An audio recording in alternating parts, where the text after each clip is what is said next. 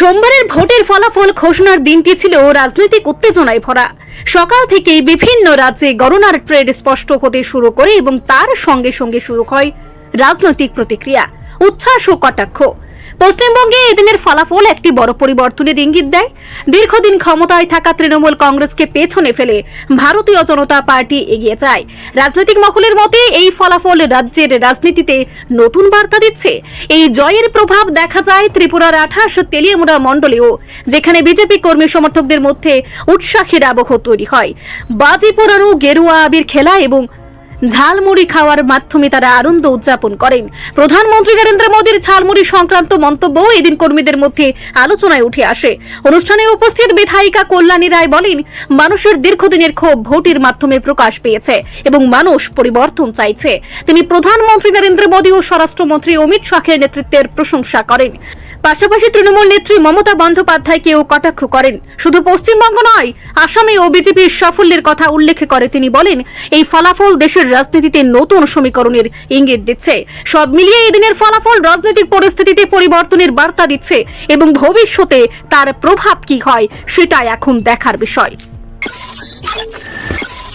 প্রথমেই দেশের প্রধানমন্ত্রী নরেন্দ্র মোদীজিকে আমার প্রণাম এবং তেলিয়ামুড়া ভারতীয় জনতা পার্টির পক্ষ থেকে এবং ত্রিপুরার বিজেপির পক্ষ থেকে আমাদের প্রধানমন্ত্রী নরেন্দ্র মোদীজিকে প্রণাম এবং ভারতীয় জনতা পার্টির এবং দেশীয় রাজনীতির চাণক্য অমিত ভাই শাহজিকে আমার প্রণাম এবং আমাদের নীতিন নবীনজি আমাদের রাষ্ট্রীয় সভাপতি, উনাকে আমার অত্যন্ত শ্রদ্ধা এবং প্রণাম।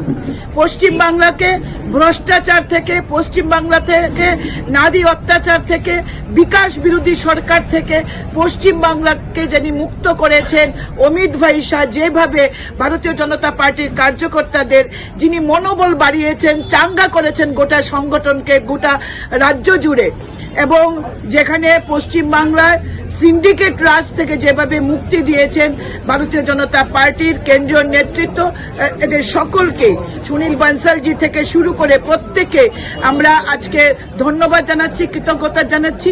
পশ্চিমবাংলায় হিন্দুদেরকে রক্ষা করার জন্য পশ্চিমবাংলার মুখ্যমন্ত্রী মমতা ব্যানার্জি যেভাবে নিশ্চিত ঘোষণা শুরু করেছেন এবং হিন্দু যেখানে মাইনরিটি হতে চাচ্ছিল, সেই জায়গা থেকে পশ্চিমবাংলাকে মুক্তি দেওয়ার জন্য, পশ্চিমবাংলা হিন্দু ধর্মাবলম্বী এবং অন্যান্য ধর্মাবলম্বীদের থেকে মানুষকে মুক্তি দেওয়ার জন্য বিশেষ একটি ধর্মীয় সমাজকে যেভাবে তিনি তুষণ করে ক্ষমতায় টিকেছিলেন, আজকে ভারতীয় জনতা পার্টি বুঝিয়ে দিয়েছে যে এইভাবে কোনোমাত্র একটি বিশেষ ধর্মীয় সম্প্রদায়কে তোষণ করে ক্ষমতায় বেশি দিন টিকে থাকা যায় না।